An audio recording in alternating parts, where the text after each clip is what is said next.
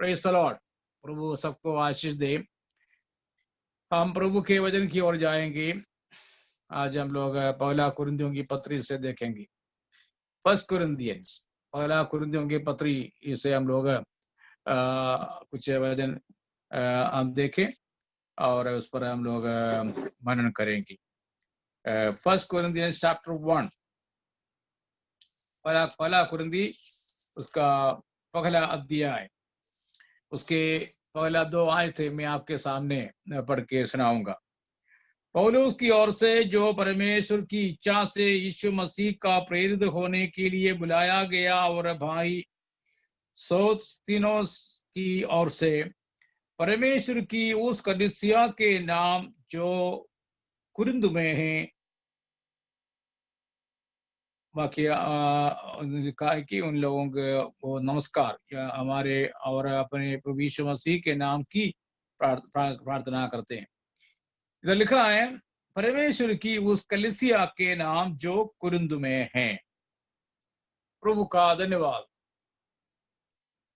नया नियम में हम लोग एक शब्द विशेषकर हम लोग प्रेरितों के काम में और पत्रियों में एक शब्द पढ़ते हैं, वो है कलीसिया। कलीसिया हिंदी भाषा में लिखा है कलीसिया, मलयालम भाषा में लिखा है सभा, इंग्लिश में लिखा है चर्च। कलीसिया जो शब्द हैं वो हिंदी भाषा समझने वाले लोगों के लिए भी समझना मुश्किल है। कलीसिया, क्योंकि कलीसिया से अच्छे शब्द हैं मंडली, सभा। सब हिंदी में भी सभा बोलते हैं, विधानसभा, लोकसभा, राज्यसभा। सभा मतलब एक गैदरिंग है, एक लोगों के झुंड जब हम इकट्ठे होते हैं उसको सभा कहते हैं। तो इधर पवित्र शास्त्र में हम लोग नया नियम के अंदर कलीसिया के बारे में या मंडली के बारे में पढ़ते हैं। चर्च, चर्च जब हम सुनते हैं वो नाम, अभी कोई कलीसिया बोलेगा तो या मंडली बोलेगा तो, और क्या बोलते हैं गिरिजा घर, जो लोग बोलते हैं हिंदी में उत्तर भारत में। लेकिन एकदम लोगों के समझ में, अनपढ़ लोग भी समझते हैं चर्च बोलने से एकदम समझेगा ये मसीहों का है, ईसाइयों का जो आराधनालय को कहते हैं चर्च। लेकिन बाइबल में इस प्रकार उपयोग नहीं किया वो शब्द को। चर्च एक बिल्डिंग नहीं है, चर्च लोगों का झुंड है। Church is not a building, church is a gathering. लोगों के लोग जब जमा होते हैं वो चर्च है। Church, church is not a building, church is not a it's a place, but the people who gather there is church. लोग जहां जमा होते हैं वो लोग हैं चर्च या मंडली। तो हम लोग यीशु मसीह की कलीसिया में हैं। हम यीशु मसीह ने कहा मैं अपने कलीसिया बनाऊंगा, मत्ती में लिखा है। तो हम जो प्रभु के लोग हैं, जिन लोगों ने यीशु मसीह पर विश्वास किए हैं और यीशु मसीह को उद्धारकर्ता करके ग्रहण किया है, मन फिराया है और बपतिस्मा लिया है, उन लोग एक कलीसिया के सदस्य बन जाते हैं पवित्र शास्त्र के अनुसार। तो हम लोग एक कलीसिया के सदस्य हैं। ये कलीसिया जो है यूनिवर्सल कलीसिया है, दुनिया भर में है। लोकल कलीसिया भी हैं, स्थानीय कलीसिया भी हैं, जो अभी अम्बाला में हमारा पेनियल है और भी कई चर्चेस हैं इधर। तो दैट इज लोकल चर्चेस।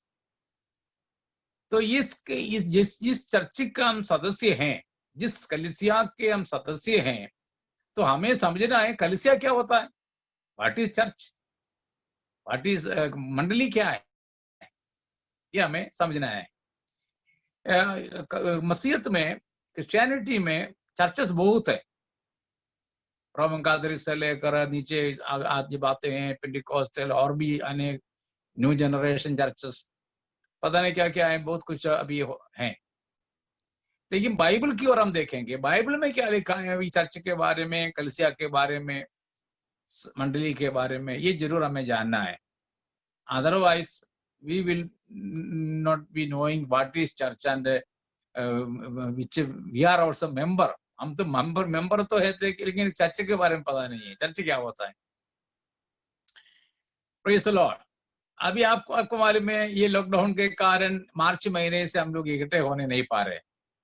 इसका मतलब चर्च बंद नहीं हो गया, चर्च अभी भी चल रहा है। आज अभी जो अभी मीटिंग चल रही है तो चर्च है वो, तो चर्च बंद नहीं हो गया। नो वन कैन क्या बोलते हैं, stop the church, no one can close the church, church is going on. आज भी इधर है, हमेशा वो खुला रहता है। एक बिल्डिंग कभी हो सकता है बंद, एक जगह बंद हो सकते हैं, लेकिन कलीसिया जो है वो तो बंद नहीं हो सकते हैं, ये तो जारी रहते हैं। सो हम उसके एक पार्ट हैं, हम पार्ट ऑफ द चर्च। कई प्रकार उसके लिए बाइबल में बताया है कि चर्च क्या होता है, और प्रभु यीशु मसीह चर्च का कौन होता है, and who is Jesus and who is church, and who is Jesus to church, and what is church to Jesus. So all these things we see in the Holy Bible, especially in the New Testament. तो इधर पौलुस ने कहा, लिखा, कुरिन्थियों के लिखा है, Corinth की कलीसिया के लिए लिखा है। इधर ऐसा पद इस्तेमाल किया है कि परमेश्वर की कलीसिया। तो कलीसिया किसकी है? परमेश्वर की है। तो सबसे पहली बात हम लोग इधर देखते हैं वो यही है, कलीसिया परमेश्वर की है। It is the church of God, church of God.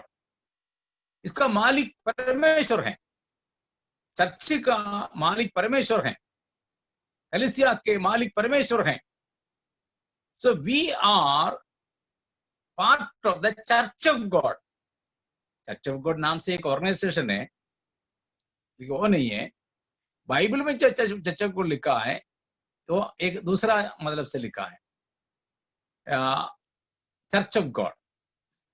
उस चर्च ऑफ गॉड में हम लोग जो यीशु मसीह पर विश्वास करते हैं, किया है, बपतिस्मा लिया है, वे लोग इसका भाग हैं। We are part of the church, church of God. उसका नाम है चर्च ऑफ गॉड, क्योंकि ये परमेश्वर की कलीसिया है। कलीसिया किसी इंडिविजुअल का नहीं, किसी व्यक्ति का नहीं है। हम लोगों को मालूम है चर्च का नाम, कई चर्चेस नाम लिखते हैं। पिछले दिनों में मैंने एक व्हाट्सएप में देखा, फेसबुक में देखा, एजी हेप्सीबा चर्च। ये पहली बार मैंने देखा है, सुना है, एजी हेप्सीबा चर्च। हेप्सीबा का मतलब बाइबल में लिखा है, एशियन की पुस्तक में लिखा है। तो अभी हेप्सीबा का नाम पर भी चर्च है। अभी अलग अलग सन पॉल्स चर्च हैं, सन पीटर चर्च हैं, सन थॉमस चर्च हैं, और सन जूड चर्च हैं, सन मेरी चर्च हैं, सन जोसेफ चर्च हैं, पता नहीं कितने कितने चर्चेस हैं। ये चर्च उन्हीं लोगों का नहीं है, ना यूसुफ का है, ना मरियम का है, ना थोमा का है, ना पौलुस का है, ना पतरस का है। कलीसिया यीशु मसीह, सॉरी, परमेश्वर की कलीसिया लिखा है, पौलुस लिखता है कलीसिया परमेश्वर की है, और हम सब उनके सेवक हैं। पौलुस सेवक हैं, अपोल्लोस सेवक हैं, केफा पतरस सेवक हैं, कोई बरनबास हो सेवक हैं, हम सब सेवक लोग हैं। कलीसिया परमेश्वर की कलीसिया है। Always remember that we all are servants, but church is of God, church belongs to God, the honour of the church is God, church of God, परमेश्वर की कलीसिया, ദൈവ സഭ, ദൈവത്തിന്റെ സഭ।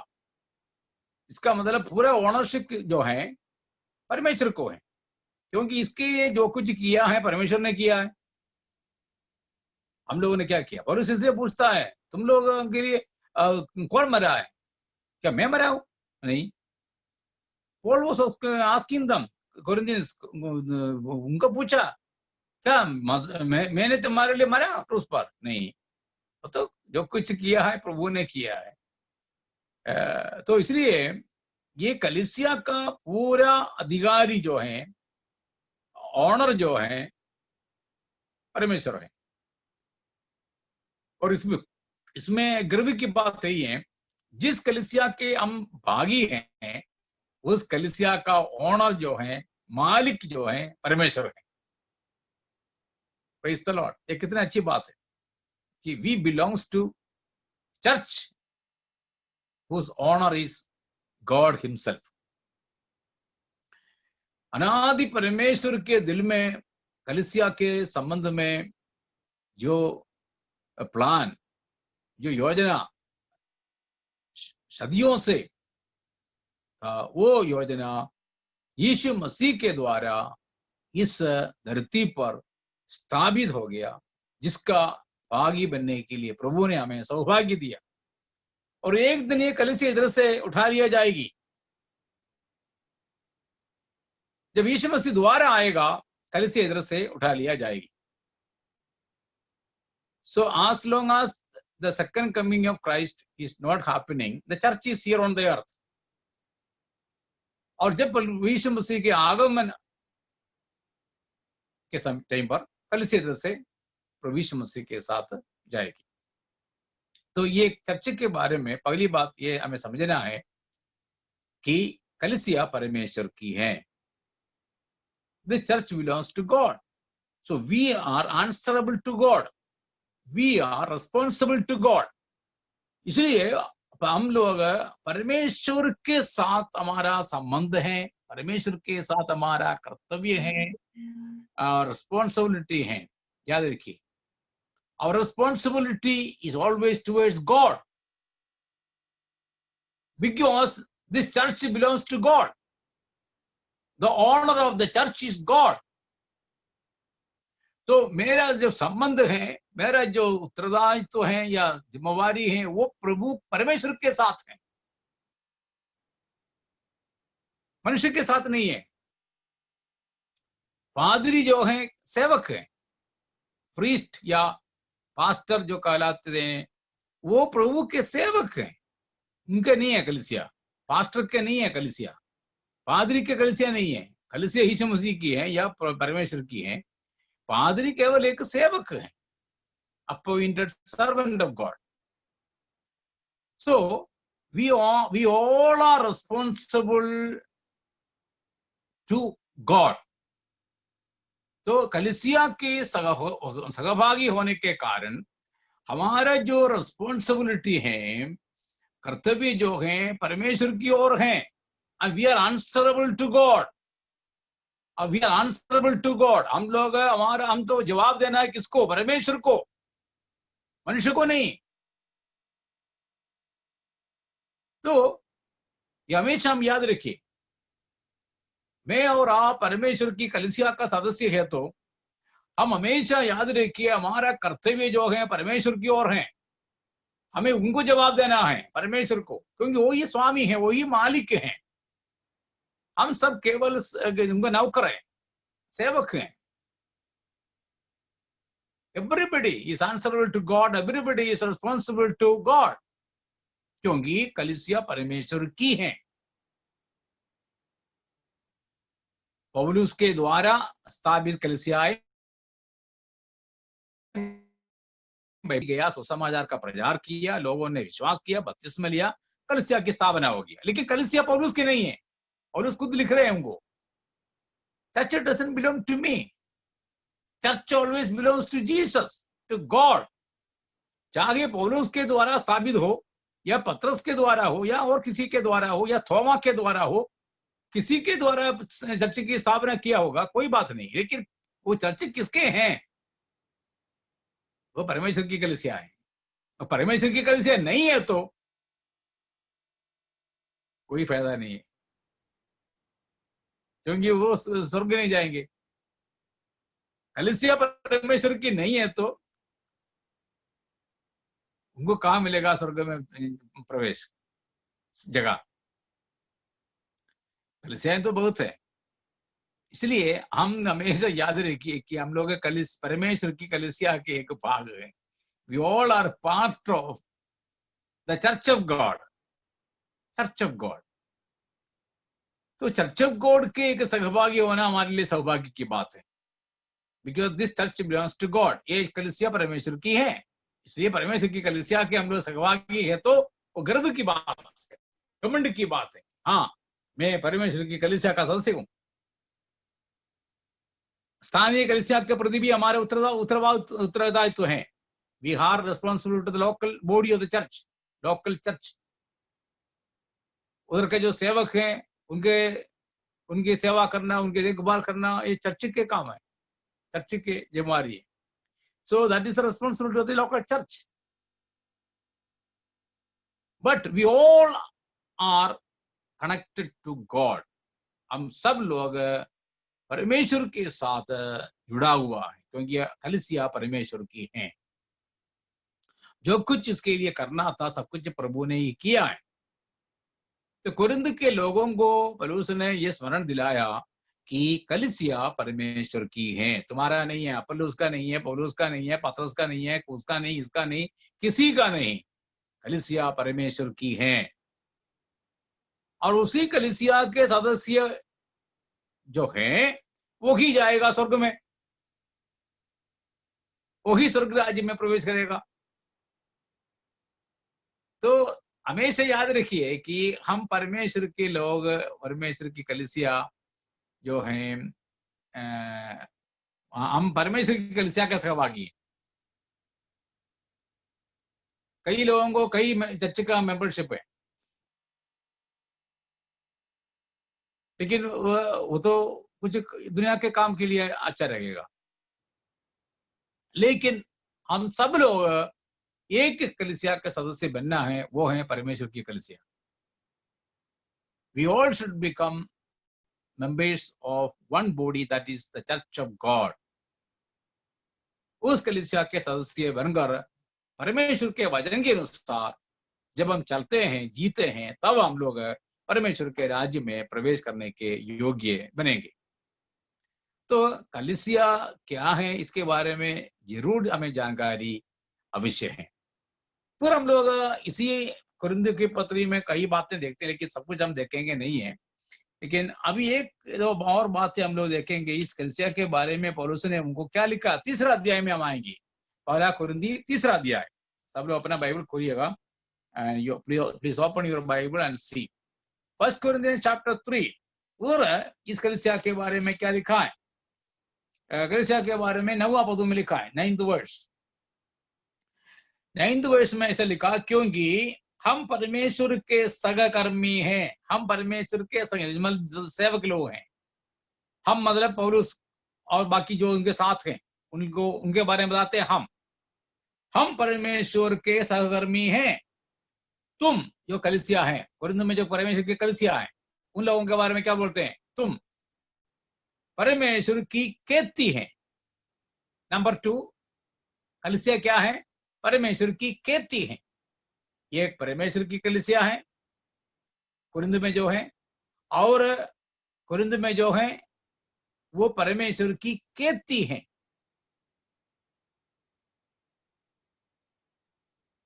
मलयालम में लिखा है ദൈവത്തിന്റെ കൃഷി, परमेश्वर की खेती है।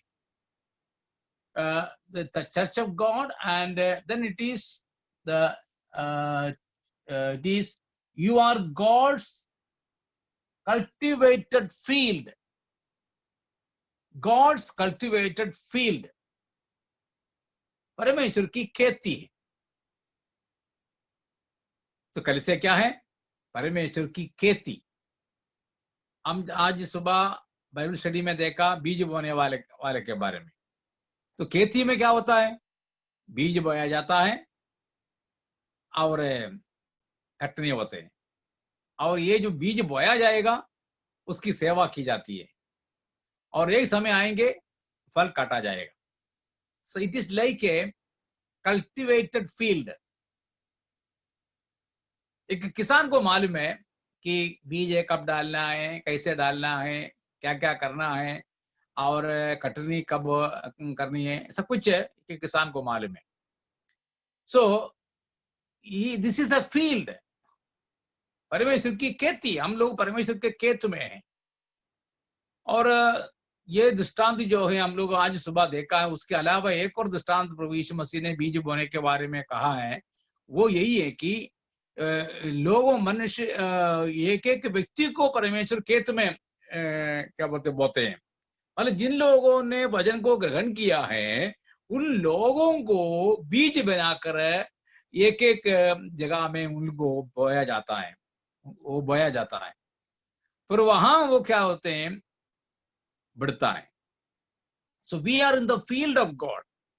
जैसे कि पौधा एक खेत में लगाया है, वो पौधा जो है वो पानी देते, पौधा के पानी देता है, उसको खाद देते हैं, तो वो अपने बढ़ते हैं और एक दिन फल लेके आते हैं, फिर वो फल इकट्ठा किया जाता है। So we are in the field, we are in the field and that field belongs to God. हम परमेश्वर की खेती हैं, हम परमेश्वर की खेती हैं। इसराइल के बारे में यही बात प्रभु ने कहा था कि मैं एक दाखलता मिस्र से लेके आया और उनको अच्छी भूमि में लगाया है। दाखलता के बारे में बताया। यीशु मसीह आप ही कहा, यूहन्ना के सुसमाचार 15 अध्याय में हम देखते हैं, मैं दाखलता हम तुम डालियां हो। तो ये एक खेती के बारे में है। कलीसिया एक खेत है, परमेश्वर की खेती है, ദൈവത്തിന്റെ കൃഷി, कल्टिवेटेड फील्ड है। तो इसका मतलब इधर बीज बोया जाते हैं, फिर उस बीज के लिए सेवा किया जाते हैं, पानी देते हैं, खाद देते हैं, फिर उसके बाद वो बढ़ते हैं, फल लेके आते हैं। And we are planted in the field of God. हम लोग जो विश्वासी लोग हैं, परमेश्वर की खेती में लगाया हुआ पौधा है, और उस खेत में सब कुछ हमारे हमें देता है।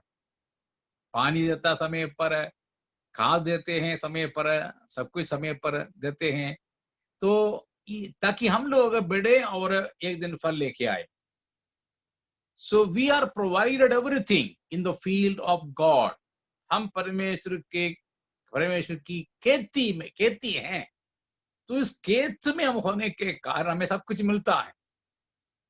इसलिए बाइबल में देखते हैं, पहले तुम परमेश्वर का राज्य और धर्म की खोज करो, उसके साथ तुम्हें सब कुछ मिलेगा। तो एक बार हम परमेश्वर की खेती में है तो पानी ढूंढ कर कहीं जाने की जरूरत नहीं है, खाद ढूंढ कर जाने की जरूरत नहीं, वो तो है, खेत में है, उस खेती में है। प्रभु हमें सब कुछ प्रोवाइड करते हैं। तो ये हमारा सौभाग्य है कि प्रभु हमें अपने खेती में लगाया है। We are in the right place, we are sown in the right place, we are planted in the right place. हम लोग सही जगह में बोया गया है, सही जगह में लगाया गया है, इसलिए हमें बढ़ने का कोई प्रॉब्लम नहीं है, क्योंकि परमेश्वर की खेती में परमेश्वर ने सब कुछ कर रखा है। इसलिए यशायाह नबी की पुस्तकों में हम लोग 5वां अध्याय पढ़ते हैं, प्रभु पूछता है कि और मैं क्या करूं तुम्हारे लिए। सब कुछ कर दिया है, सब कुछ करके रखा है। Everything is given, everything is provided, everything is done. इसलिए हम लोग कौन है? कलीसिया के लोग कौन है? कलीसिया कौन है? परमेश्वर की खेती है। ये खेती किसका है? परमेश्वर की है। This field belongs to God. तो परमेश्वर की खेती में हम लोग आए हैं, ये हमारे लिए कितने सौभाग्य की बात है। रूत के बारे में हम लोग पढ़ते हैं, रूत बिल्कुल सही जगह में पहुंची, इसलिए उनका जीवन कैसे फलदायक बन गया। It was a blessing to her because she came to the right field. She came to the right field. प्रभु का धन्यवाद कि हमको प्रभु ने अपने खेती में लगाया है। इसलिए हमारे जीवन में जो कुछ भी चाहिए प्रभु हमें जरूर देगा। हम परमेश्वर की खेती हैं, हम परमेश्वर की कलीसिया हैं।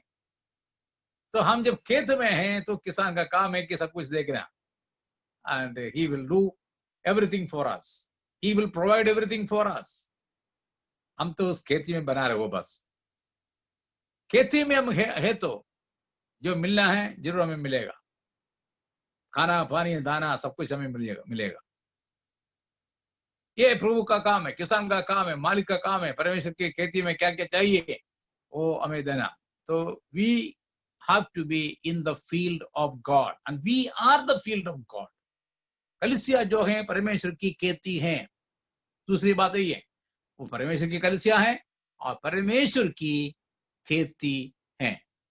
नंबर 3 उसी आयत में लिखा है, पहला कुरिन्थियों 3 का 9वां पद में लिखा है, और परमेश्वर की रचना हो, परमेश्वर की रचना, that means we are not only cultivated field, we are God's building. God's building. Church is a building, God's building. That building मतलब पत्थर और सीमेंट से बनाया हुआ नहीं है. It is a living temple. जीवित क्या बोलते हैं इमारत है, जीवित बिल्डिंग है, living building. God's building. We are God's building. Malayalam में लिखा है गृह निर्माण, हिंदी में लिखा है परमेश्वर की रचना, परमेश्वर की रचना, God's building. ദൈവത്തിന്റെ ഗൃഹനിർമ്മാണം ആണ് നമ്മൾ. परमेश्वर की कलिसिया, परमेश्वर की खेती, परमेश्वर की रचना. यीशु मसीह ने क्या कहा? सबसे पहले यीशु मसीह कलिसिया के बारे में क्या कहा? मैं अपनी कलिसिया इस चट्टान पर बनाऊंगा. तो चट्टान पर बनाने के बारे में हम लोग पहले पढ़ते हैं, 7वां अध्याय में पढ़ते हैं. एक व्यक्ति, एक बुद्धिमान व्यक्ति ने नींव खोद कर चट्टान पर नींव डालकर मकान बनाया. तो वो चट्टान क्या दिखाते? नींव दिखाते. यीशु मसीह ने क्या कहा? मैं चट्टान पर मेरी कलीसिया बनाऊंगा. तो उधर जो यीशु मसीह के कहने के अनुसार वो एक बिल्डिंग को दर्शाते हैं.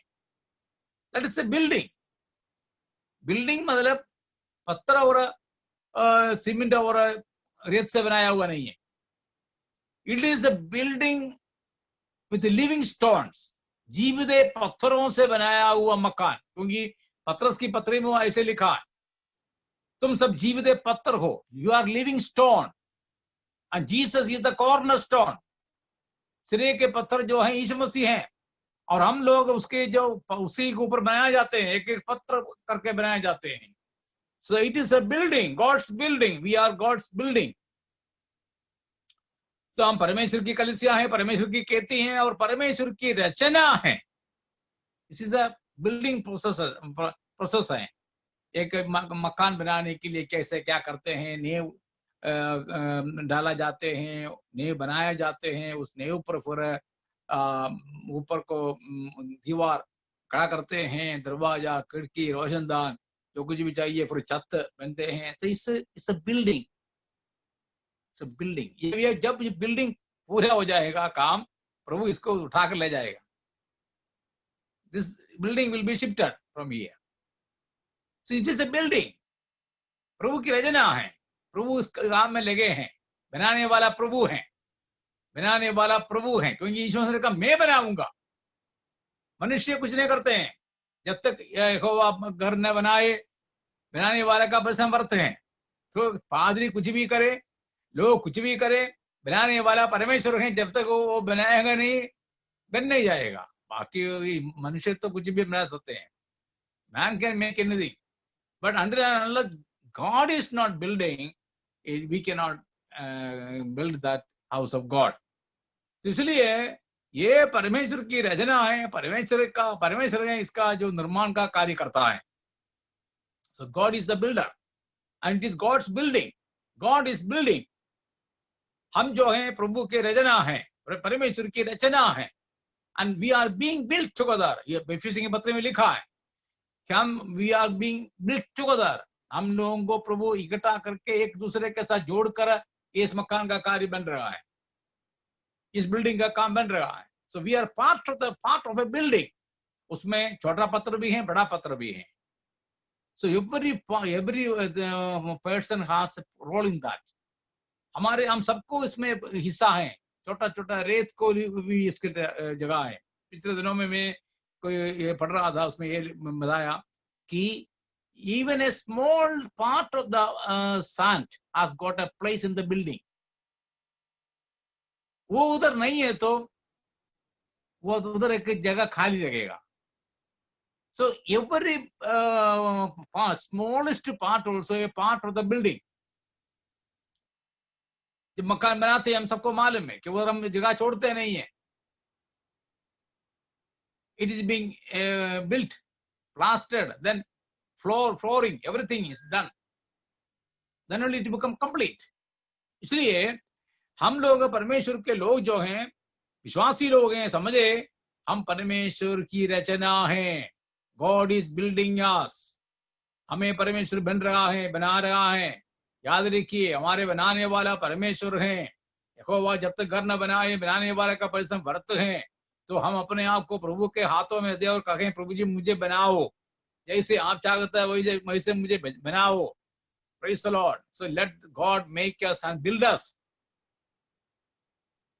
परमेश्वर ही हमें बनाए, हमारे हर जीवन को बनाए, हर व्यक्ति को प्रभु बनाए. जैसे कुमार के हाथ में मिट्टी है वैसे हम लोग बनना है, तब प्रभु हमें बनाएगा अपनी इच्छा अनुसार. Every believer is to be built by God. परमेश्वर के हाथों से हम लोग बनाए. पहला मनुष्य कैसे बनाया गया? पहला मनुष्य भी परमेश्वर के हाथों से बनाया गया.